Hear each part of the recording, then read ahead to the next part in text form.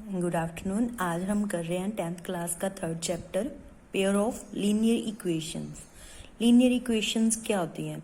Linear equations are the equation of the form ax plus by is equal to 3 in which we have two variables x and y।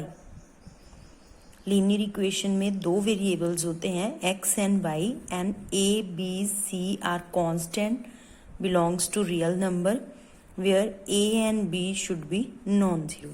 a भी non zero दिया हुआ है, अगर a भी zero हो गया तो c automatically zero हो जाएगा। सो लीनियर इक्वेशन लिखने के लिए a भी नॉन जीरो की कंडीशन नेसेसरी है। ax plus b y is equal to c। हम एक एग्जाम्पल देखते हैं। x plus y equal to 2।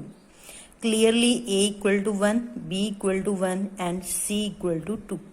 9th class में हमने इनकी रिप्रेजेंटेशन देखी थी बाय ग्राफ हम कैसे ड्रॉ करते थे? सपोज कर लो हम x को 0 पुट कर रहे हैं तो y ऑटोमेटिकली कितना आ जाएगा? 0 plus y is equal to 2, y is equal to 2।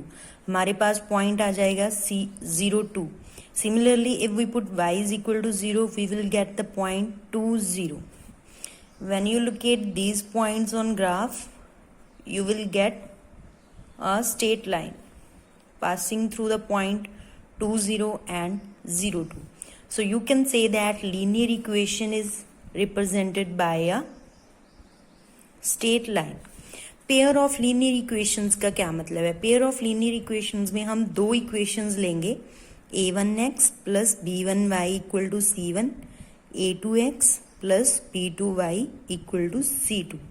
9th class में जैसे हम ग्राफ ड्रॉ करते थे, हम क्या करेंगे? दोनों इक्वेशंस का सेम ग्राफ पे ड्रॉ करेंगे, दोनों लाइंस एक ही ग्राफ में ड्रॉ कर देंगे।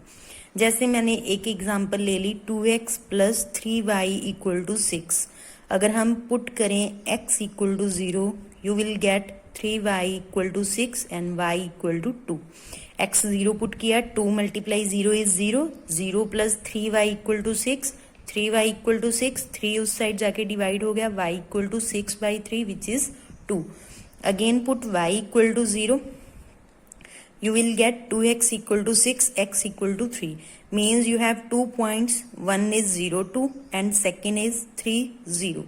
when we put these 2 points on the same graph you will get one point is 0 2 and another point is 3 0। again you will get a straight line। clearly these two lines having one point is common 0 2। you can say that these two lines are intersecting lines and 0 2 is a point of intersecting point। so you can say that when you draw those two lines on the same graph you get, sometimes you get intersecting lines and sometimes you get parallel lines and third one is consistent lines।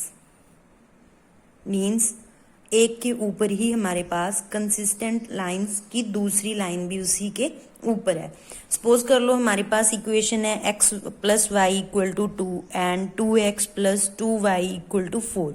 अगर हम इसके point देखें तो वो आएंगे 2 0 and 0 2। Same second equation के भी same points आएंगे। तो हम अगर इसका ग्राफ ड्रॉ करेंगे तो पहली लाइन के ऊपर ही दूसरी लाइन आ जाएगी। उसके बाद हम देखेंगे कि कैसे हमारे पास इन दोनों में से हम कैसे x एंड y की वैल्यूज फाइंड कर सकते हैं। जब हमें मिलेंगे इंटरसेक्टिंग लाइंस हमारे पास एक सोल्यूशन आएगा। जब हमारे पास पैरेलल लाइंस है हमारे पास कोई सोल्यूशन है नहीं है तो हम लिखेंगे नो सोल्यूशन।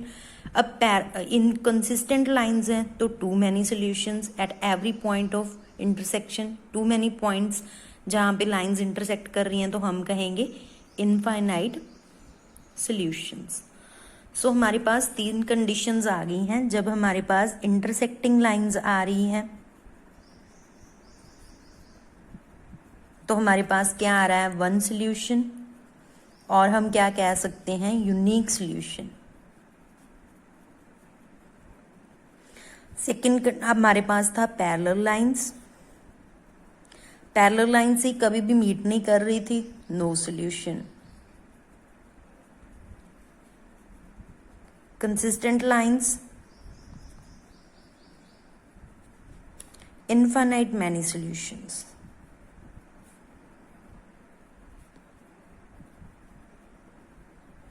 अब क्या है, हमारे पास क्वेश्चन अराइज होता है कि जो हमारा ग्राफिकल मेथड है it is too much long, कि हमारे पास दो इक्वेशंस होंगी, हम दो ग्राफ ड्रॉ करेंगे, फिर हम बताएंगे कि इंटरसेक्टिंग लाइंस है, पैरेलल लाइंस है या कंसिस्टेंट लाइंस है। बेटर वे क्या है कि आप दो इक्वेशंस अगर दी हैं तो आप इनके रेशियोज फाइंड कर लो, a1/a2.